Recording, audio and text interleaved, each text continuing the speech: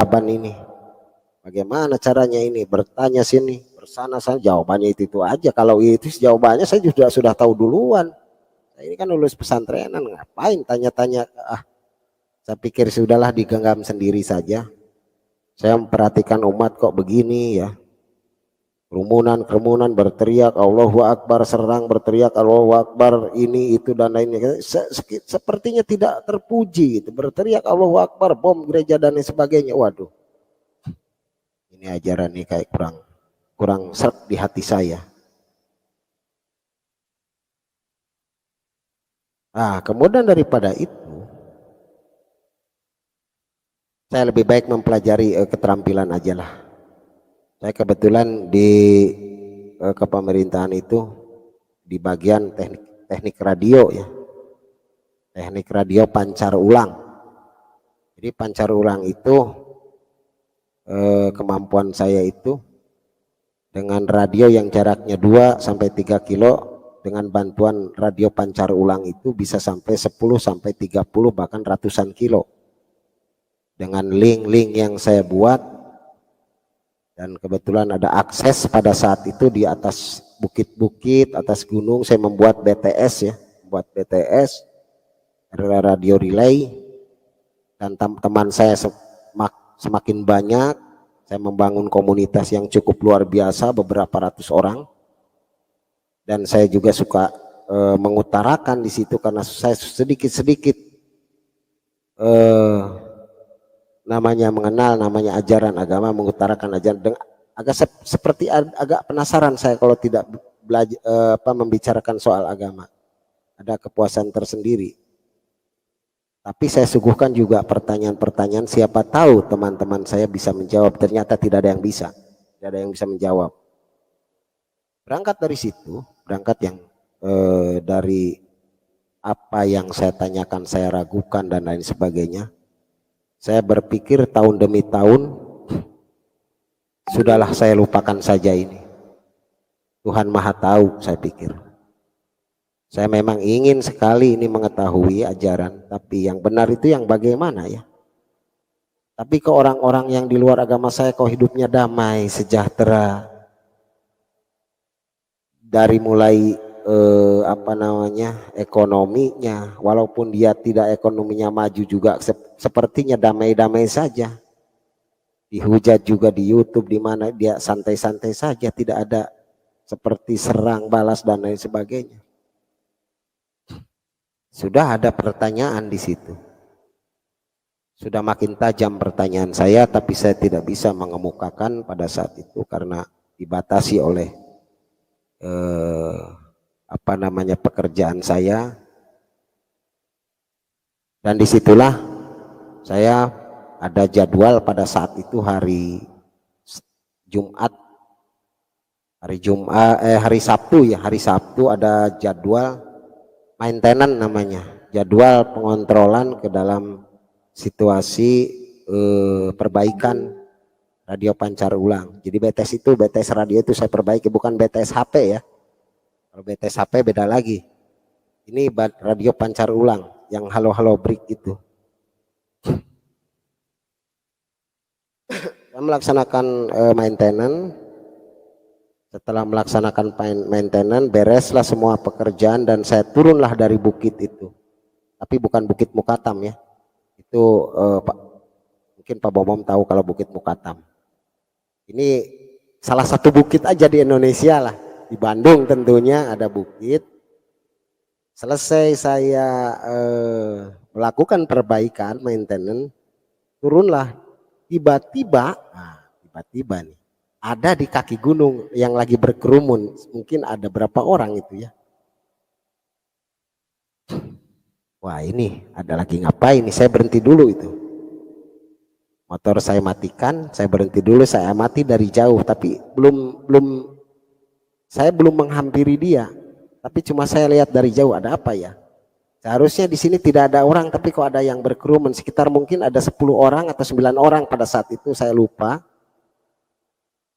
Karena dengan kepenasaran saya, kenapa sih orang itu berkerumun pada duduk, yang lainnya ada yang berdiri, ada yang duduk, sambil tangannya naik ke atas sepertinya orang berdoa ini. Tapi ini bukan berdoa seperti yang ada di agama saya ini. Siapa ya? Saya hampiri pada saat itu. Kemudian ternyata begitu saya hampiri mereka, selesai dia berdoa, langsung menyambut saya. Dan saya tanya, ada apa ini, kegiatan apa di sini? Oh biasa Pak, kita lagi refreshing aja. Oh iya. Perkenalan di situ, saya diajak berdoa dengan cara mereka dan tukar-tukar nomor HP.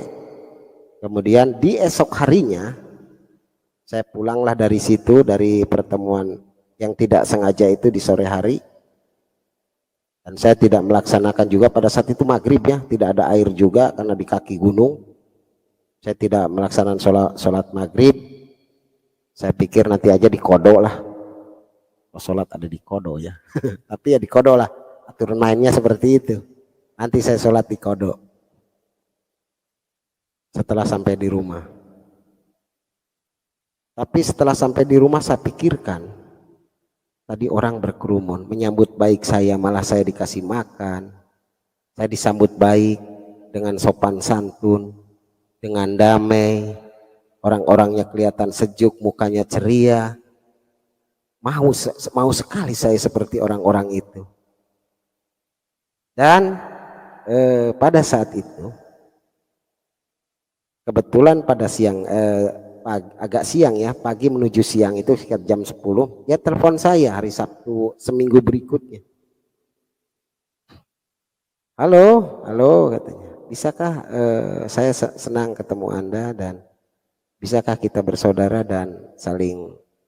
Bertemulah saya di situ, janjian, dan bertemulah saya di salah satu Alfamart di kota Bandung.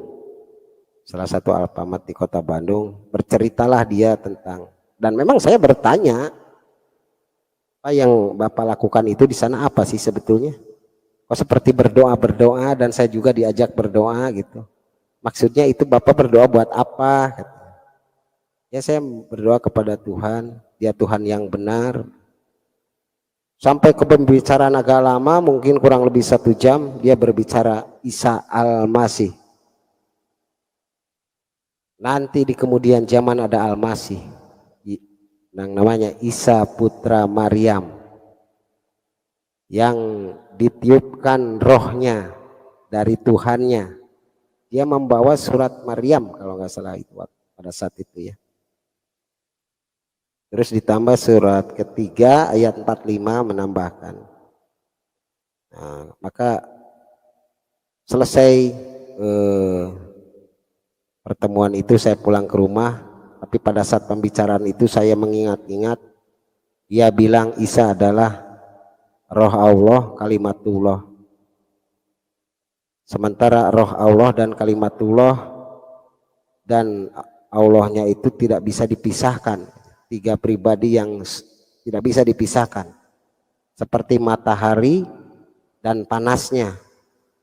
Saya berpikir di situ, sampai di rumah berpikir, apa ya ini maksudnya ini, saya tidak mengerti. Kemudian saya bertanya kepada salah satu kiai di agama saya, dan dia tidak bisa jawab memuaskan. Ada jawaban, tapi jawabannya memuaskan dan tidak memakai ayat. Rata-rata memakainya katanya ini, katanya itu, jadi pakai kitab katanya. Jadi itu saya tidak memuaskan kalau begini. Kehidupan saya, anak semakin banyak pada saat itu. Saya mungkin di kedinasan itu mungkin paling miskin saya kehidupan. Paling miskin. Tapi saya bersabar diri, mungkin ini ujian. Tapi saya pikir kenapa ujian aja terus ini. Dari kecil sampai sekarang masa ujian terus. Kan ujian biasanya di sekolah cuma sekali. Kok ini seumur umur ujian ya. Kapan dibagi ijazahnya ini, kok ujian terus ya. Itu bingung saya. Terlalu banyak ujian. Sedikit-sedikit saya mengeluh kepada guru, kepada para ustadz, ujian.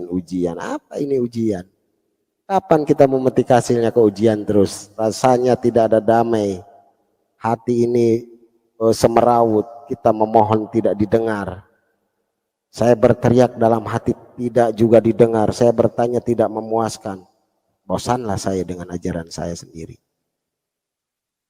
Ini tidak membuahkan kepuasan hati saya.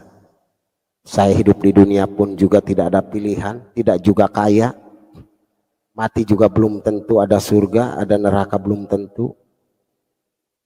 Makin saat itu makin jauh saya dengan apa yang saya yakini, karena tidak menjawab Tuhan itu seperti tidak mengerti apa yang saya mau. Tuhan tidak seperti tidak mengerti apa yang saya suka. Setelah itu saya beranggapan, wah Tuhan Allah saya ini tuli kayaknya ini. Kau seperti berkali-kali saya bertahun-tahun berdoa, tunjukkanlah jalan yang lurus. Ihdinas siratal mustaqim. Dalam sholat saya selalu berbicara itu. Tunjukkanlah kami jalan yang lurus. Mana yang lurus, mana jalannya?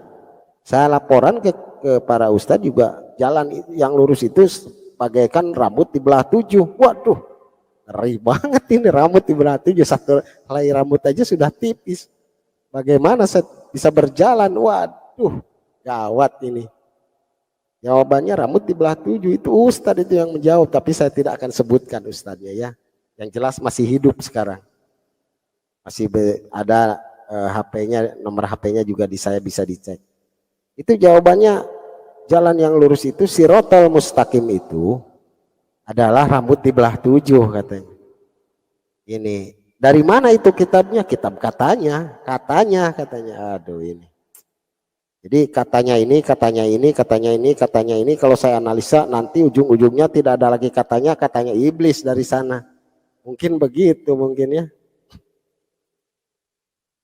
Saya tidak memuaskan dengan jawaban-jawaban ustadz-ustadz yang memang kalau saya perhatikan ini sepertinya ada suatu yang harus ditunjukkan oleh Tuhan sehingga mentok ke sana, mentok ke sini. Sementara hidup di dunia juga saya tidak kaya. Kalau saya tidak mengerti ajaran, hidup saya kaya masih mending lah saya mendapatkan surga di dunia ini. Tapi ini juga susah saya hidup ini. Waduh, gimana ini? Nah, kemudian saya WA-an dengan kenalan saya itu yang ketemu di gunung, memberikan ayat. Di sini ada ayatnya.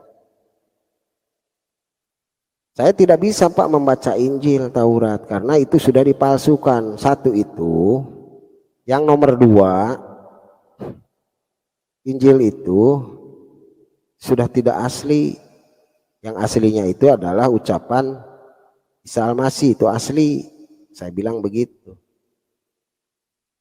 Tapi dia balik lagi ke Quran, surat Al-Imran ayat 3 pada saat itu dia bacakan. Karena itu orang juga paham juga terhadap Al-Quran. Yang bunyinya seperti surat Al-Imran ayat 3 begini bunyinya. Nazal alikal kitaba bil haqqi musaddiqan lima baina yadayhi wa anzala taurata wa injil. Disitulah ada Taurat dan Injil. Aku turunkan kitab yang hakiki dan membenarkan kitab-kitab sebelumnya, antara lain Taurat dan Injil. Dia jawaban itu WA-an sama saya, itulah ayatnya. Yang pada saat ini ayat itu suka dibacakan oleh Bapak Haji Muhammad Kace. Nah, itu saya kaget itu. Ini seperti yang pengetahuannya seperti yang teman saya dulu kemarin-kemarin ini. Makanya saya langsung nggak sengaja itu nonton itu. Waduh, luar biasa Bapak Muhammad Kace. Saya berdoa buat kamu. Semoga kamu ditenangkan di sana menghadapi segala sesuatu. Saya selalu berdoa karena dia juga bagian daripada petunjuk buat hati saya. Nah, kita loncat dulu sedikit ke sana. Kemudian sekarang kita berbalik-balik lagi ya.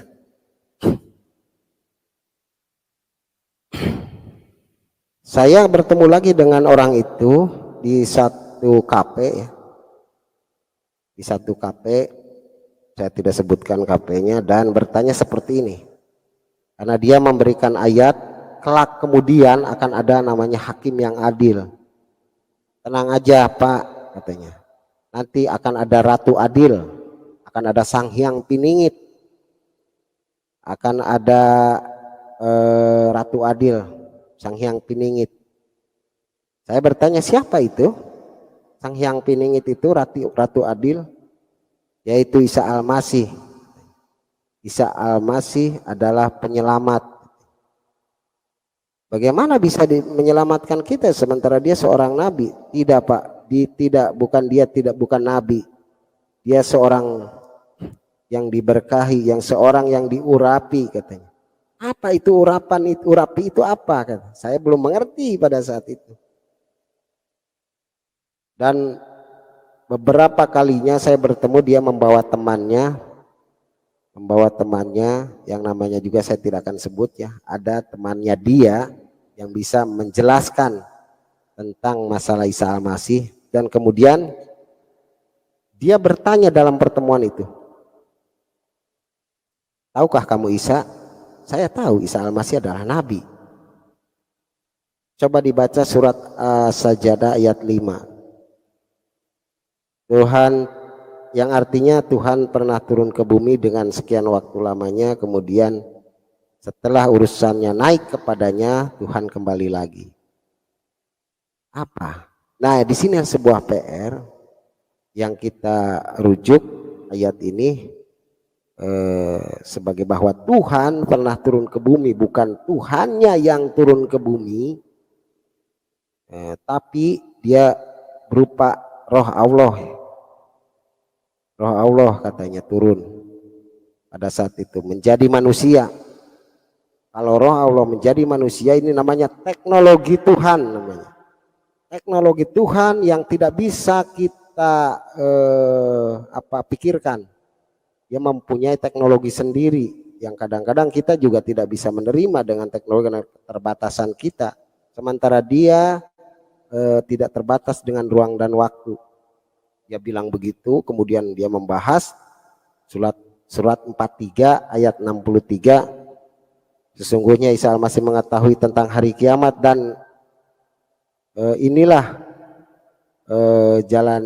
jalan yang lurus ini, ikutilah aku katanya.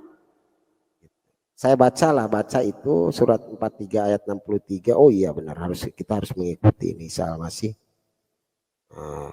Dan saya tidak bisa menolak lagi karena dia sudah membacakan namanya surat 3 ayat ketiga, karena membenarkan kitab-kitab sebelumnya antara lain Taurat dan Injil. Dan saya mulai berani membuka Injil itu. Berani membuka Injil. Saat itu saya tidak punya, tapi saya diberikan pinjam. Setelah saya baca separuhnya saya kembalikan. Wah iya benar, ini berarti benar. Mengetahuilah di situ saya tidak punya Injil, tapi setelah saya kembalikan saya download di HP. Di HP juga ada katanya. Makanya saya download di HP. Kemudian saya pelajari sampai Matius, Markus, Lukas, Yohanes. Nah, setelah itu saya beberapa ayat yang memang pada saat itu saya semakin kuat. Dengan ayat-ayat itu saya semakin kuat, karena di yang saya temukan di Matius 10 ayat 28, marilah yang letih lesu dan berbeban yang begitulah pokoknya ya, saya tidak hafal tapi saya mengerti maksudnya. Dan saya bertanya, benarkah ini Pak? Apakah saya benar, layak saya untuk bisa meminta terhadap dia? Yang penting kamu percaya. Barang siapa percaya, kamu akan mendapatkan hidup yang kekal, katanya. Ya, sangat jelas itu teman saya itu yang menjelaskan. Waduh, hidup yang kekal. Kan kita juga akan mati, masa kita akan hidup selamanya? Bukan itu pengertiannya dia jelaskan. Pengertian hidup yang kekal ini secara roh, nanti kita tidak akan disiksa dan lain sebagainya, bla bla bla. Kemudian saya mengerti sedikit-sedikit, saya diajarkan dan saya baca juga, Kisah Para Rasul ayat 4 Kisah Para Rasul 4 ayat 12 ya. Di bawah kolong langit ini tidak ada nama lain. Soalnya saya berdebat lagi juga dengan dia, Pak, Nabi Muhammad ini nurnya itu lebih duluan diciptakan, Pak, dibanding Nabi Isa. Coba tunjukkan ayatnya. Saya tidak punya ayat memang. Katanya saya juga katanya gitu.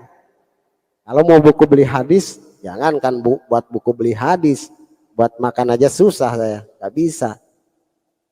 Ya udahlah menyerah. Nah di sini kisah para Rasul 4 ayat 12, di bawah kolong langit ini tidak ada nama lain.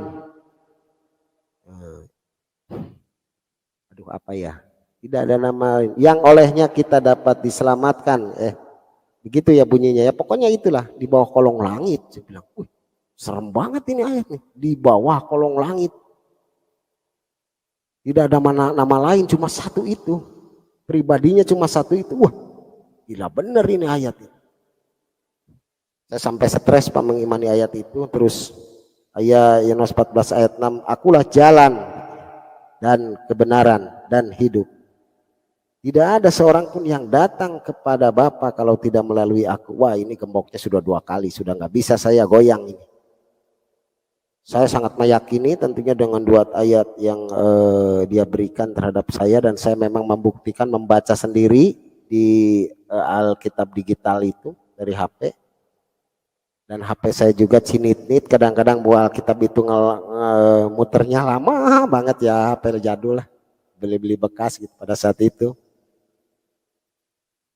Saya ingin mau beli HP yang agak kencang aja, buka Alkitab agak sulit itu. Pokoknya keuangan seret lah pokoknya. Tapi yang jelas saya bisa makan aja itu. Tiap harinya diselamatkan, masih diselamatkan. Makin lama iman saya makin tumbuh, makin tumbuh, makin tumbuh.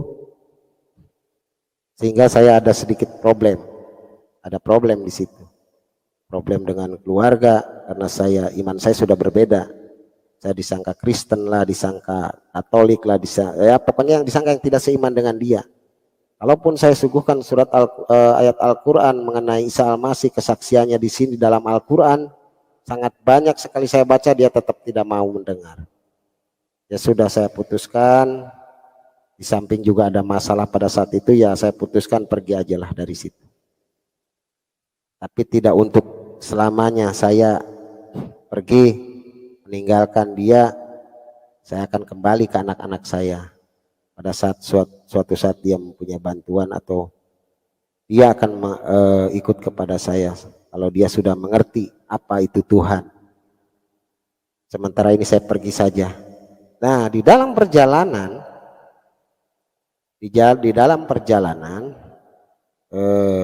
keimanan saya sudah berubah dan saya mendapatkan ketenangan waktu itu. Inilah saya bilang jalan dan kebenaran dan hidup, ini jalan yang benar. Dan saya dicobain aja, kalau nggak percaya kamu berdoa aja atas di dalam nama Isa Al-Masih, di dalam nama Yesus Kristus. Pasti keinginan kamu dijabah katanya, keinginan kamu pasti dipenuhi katanya. Saya belum pernah sih mencoba. Pada saat itu belum pernah, tapi begitu saya sudah mentok ada suatu masalah, bahkan saya hampir mau masuk penjara pada saat itu, saya berdoa dalam nama Isa Al-Masih, Yesus Kristus, Tuhan. Dan luar biasa, saya dibebaskan dari itu. Luar biasa saya dibebaskan dari itu. Kemudian saya coba lagi dengan suatu masalah, ini urusannya masalah materi ini. Saya karena kekurangan nih, coba saya minta atasnya dikasih enggak, kalau tidak berarti pilih-pilih dia, kalau untuk urusan dunia tidak bisa katanya.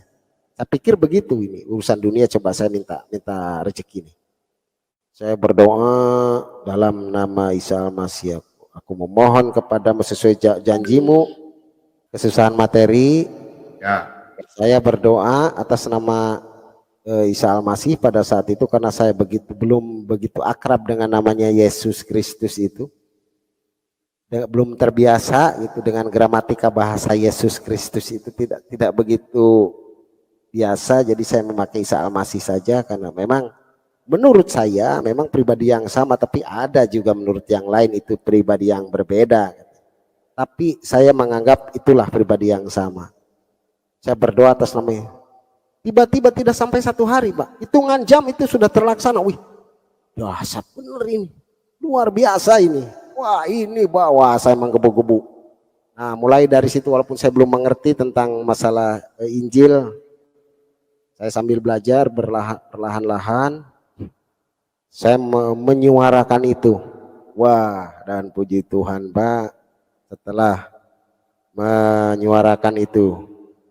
Rupa-rupanya lebih banyak yang benci ke saya daripada yang suka. Bilang kafir lah, kafir kamu ini, wah sudah murtad lah, wah segala macam. Tapi saya ya santai saja lah. Memang kalau jalan menuju surga ini ya begini, itu banyak hambatan karena memang kita diupah dengan hidup yang kekal, memang wajar saya bilang. Dan memang senior saya itu yang teman saya itu selalu memberikan semangat.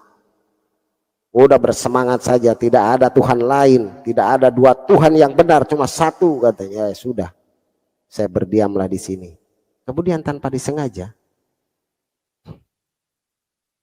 tanpa saya inginkan, dia berkenalan dengan salah satu orang, kemudian sekarang jadi istri saya. Dan saya menyuarakan Isa Al-Masih itu, waduh luar biasa Pak. Sampai dia ngeledek, apa itu kata Isa Al-Masih. Dia tidak mau mendengar. Ya sudahlah kalau tidak mau mendengar, tapi saya mungkin bukan dari saya, harus dari teman saya ini. Saya bawalah ke teman saya. Dan dia mungkin mulai berpikir. Dan makin lama banyak belajar, makin saya jejeli terus ayat Alkitab yang sebetulnya saya juga kurang begitu mengerti. Itu yang penting saya dianggap mengerti aja lah. Saya masukkan terus dia, dan ya puji Tuhan dia sudah bisa menerima. Dan pada suatu hari memang dia diberhentikan kerja ya. Saya yakin katanya, saya memberikan follow up pada dia. Saya yakin. Coba aja malam ini saya berdoa, kamu berdoa atas dalam nama Isa Al-Masih, Yesus. Permohonan saja pasti dikabulkan. Yang benar, cobain aja dulu. Nah, dia sebetulnya mencoba belum begitu yakin itu dia, tapi mencoba apa yang saya katakan karena